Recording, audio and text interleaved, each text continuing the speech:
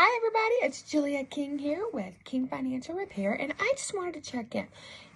I go to the gym and I work out, and I do it really well, and I do cardio, I walk the dog, I do what I'm supposed to do in the gym. But when I get home, it's like that freaking chocolate bar that's sitting there waiting on the trick-or-treaters, or the ice cream after the allergy shots when I take my son to get his shot. Working out is like half the battle, and eating right is the other half the battle. So I'm just not getting where I want to be. And I'm going to blame the gym. It is the gym's fault because I didn't do what I was supposed to do and eat right and take care of my body. I'm only working out and I am missing out on half of what the results could be.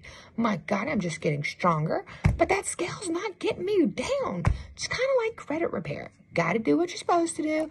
Got to build your credit. Got to make sure you get your credit cards under 20%. Got to make sure that you're turning in your results. When we ask you to consolidate your student loans, got to do those things. So it's a partnership, kind of like the gym. I'm not going to get the gym a bad review because I don't eat right. So I'm not going to say anything bad about my credit score improvement company if I'm not doing what I'm supposed to do. So again, it's kind of like working out.